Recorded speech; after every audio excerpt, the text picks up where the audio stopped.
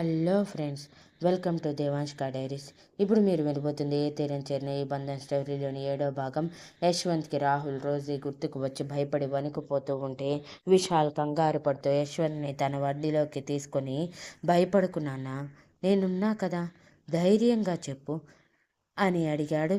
తండ్రి స్పర్శలో దొరికిన ధైర్యంతో యశ్వంత్, ఆ బ్యాడ్ అంకుల్, బ్యాడ్ ఆంటీ మా మమ్మీని చాలా ఏడిపించేవారు, కొట్టారు కూడా.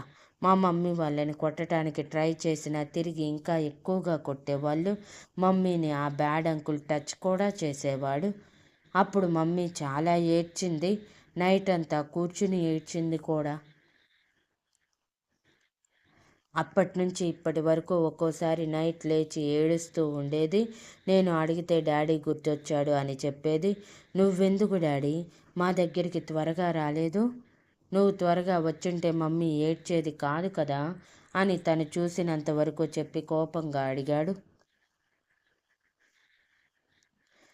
విశాల్కి మనస్విని కొట్టారని మాత్రం అర్థమైంది, కానీ టచ్ ఏంటిదో అర్థం కాక, మీ మమ్మీని టచ్ చేసేవాళ్ళు ఎవరు, ఎలా టచ్ చేసేవాళ్ళు అని క్యూరియస్గా మొహం పెట్టి అడిగాడు.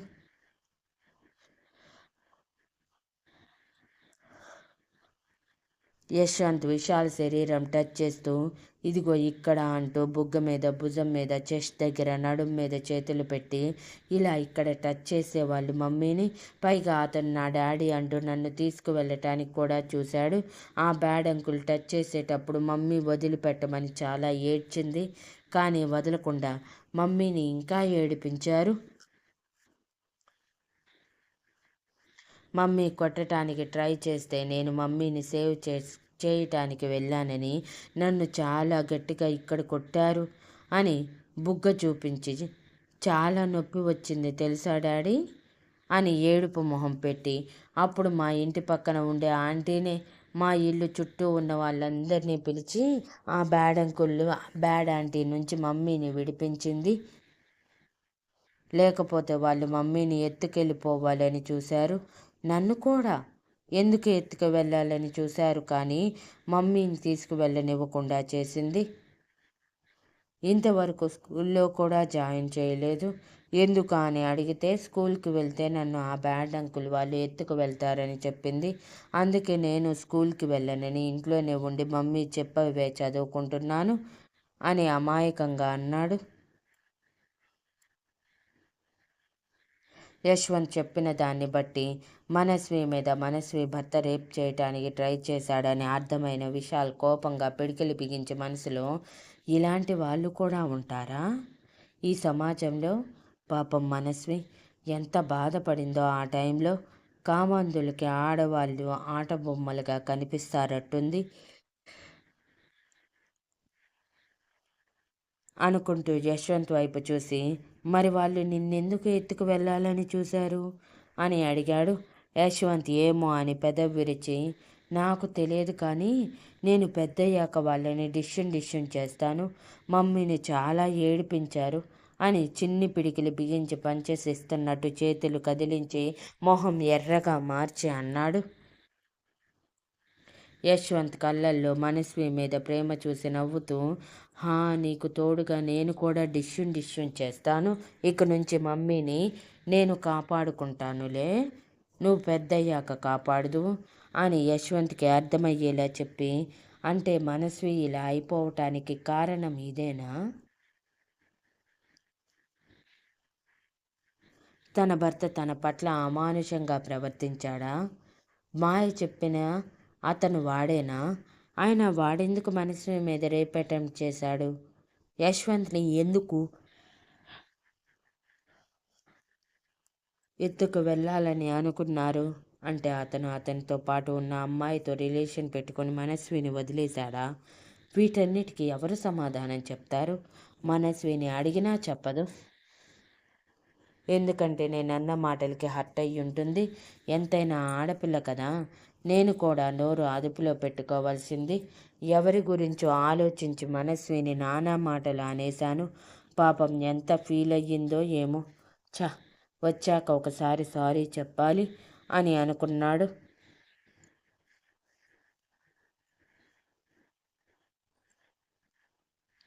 మనస్వి ఫ్లాట్కి వస్తూ ఉంటే మధ్యలో రాహుల్ రోజీ ఇద్దరు స్పాకి వెళ్ళి మసాజ్ చేయించుకొని బయటికి వచ్చి అప్పుడే స్కూటీ మీద అటుగా వెళ్తూ ఉన్న మనస్విని చూసి రాహుల్, రోజీ అదిగో మనస్వి ఎక్కడికి వెళ్తుందో పద పట్టుకుందాం అని అన్నాడు. రోజీ అటువైపు చూసేసరికి అప్పుడే టర్నింగ్ తీసుకున్న మనస్వి కనిపించగా, ఎక్కడ రాహుల్? అయినా మనస్వి పిచ్చిలో పడి ఎవరిని చూసినా మనస్వి అనుకుంటున్నావా ఏంటి? మరీ అంత పిచ్చి పనికి రాదు, అర్థమవుతుందా? నువ్వు జస్ట్ దానిని వన్ నైట్ స్టాండ్ కోసం వాడుకుంటానంటే ఒప్పుకున్నాను. కాదని దాని వెనక కుక్కలా తిరుగుతాను అంటే నా మొగుడికి పట్టిన గతే నీకు పడుతుంది అని సీరియస్గా అంది. రాహుల్ విసుగ్గా, నేను నిజమే చెప్పాను రోజీ. మనస్వి ఇప్పుడే తన స్కూటీ మీద వెళ్ళింది.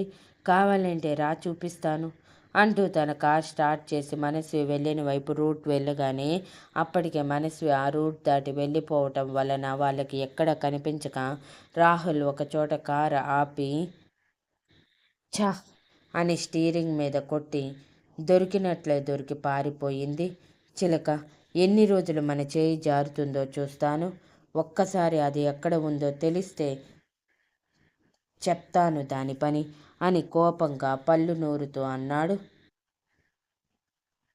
రోజీ విసుగ్గా, అది కనిపించలేదు, ఏమీ లేదు. నువ్వే భ్రమపడి ఉంటావు.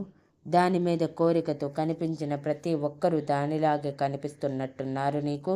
ముందు పద ఇంటికి వెళ్దాం అని అరిచింది. రాహుల్కి కూడా ఎందుకో అదే నిజమనిపించి సరే అని చెప్పి ఇంటికి వెళ్ళిపోయాడు.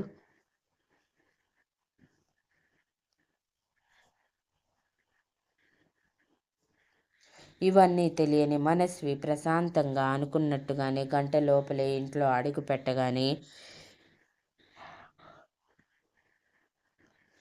ఎదురుగా యశ్వంత్ విశాల్ ఒడిలో కూర్చొని నవ్వుతూ కబుర్లు చెప్తూ ఫ్రూట్స్ తింటూ ఉంటే యశస్వి కూడా విశాల్తో యశ్వంత్తో కలిసి కబుర్లు చెప్తూ ఉంది. అది చూసి మనస్వి మనసు సంతోషంతో ఉరుకలు వేస్తూ లోపలికి వచ్చి తన లగేజ్ మొత్తం పిల్లల రూమ్లో పెట్టి 5 మినిట్స్ స్నాక్స్ రెడీ చేస్తాను అని నవ్వుతూ చెప్పి కిచెన్లోకి వెళ్తుంది.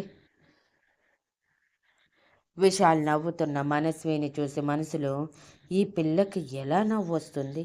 ఇన్ని బాధలు పడింది కదా, మరి కనీసం మాట వరుసకైనా నేను ఇంతకుముందు అన్నప్పుడు చెప్పుంటే నేను అలా మాట్లాడేవాడిని కాదు కదా. ఏదైనా కానీ నేనైతే తప్పుగా మాట్లాడాను, సారీ చెప్పాలి అంటూ యశ్వంత్ని యశస్విని ఆడుకోమని చెప్పి కిచెన్లోకి వెళ్ళి హుహు అని దగ్గగానే మనస్వి వెనక్కి తిరిగి అక్కడ విశాల్ ఉండటం చూసి కోపంగా, మీరేంటి ఇక్కడ?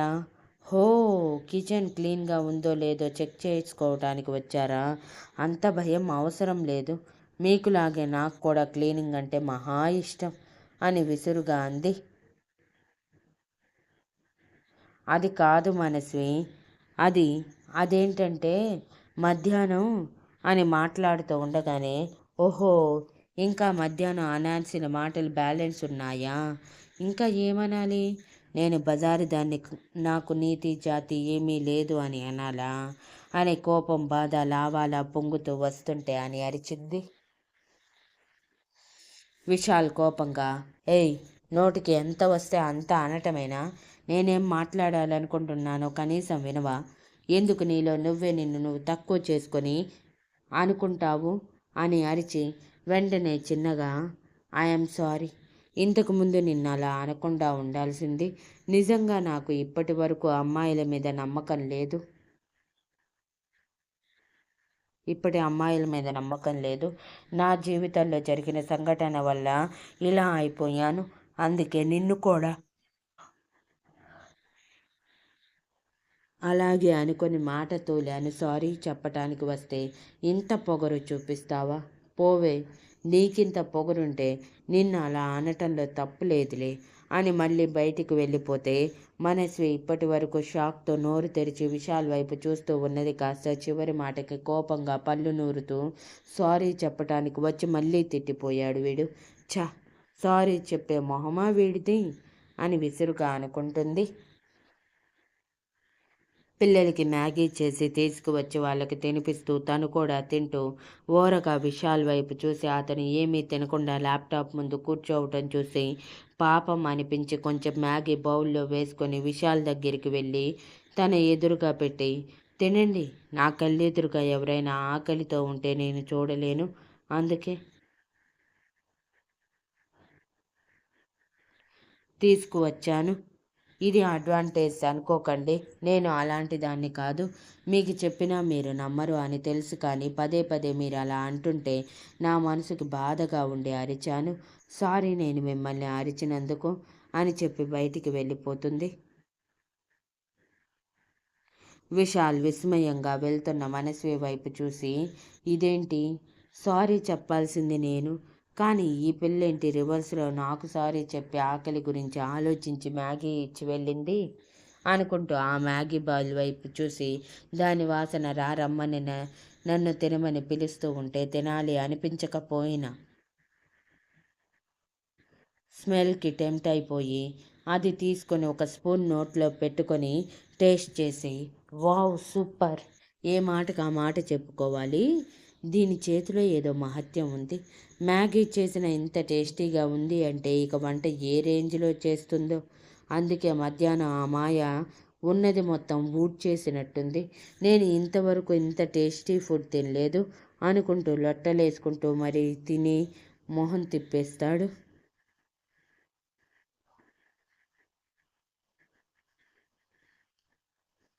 Thank you for listening. Please like, share, comment and subscribe.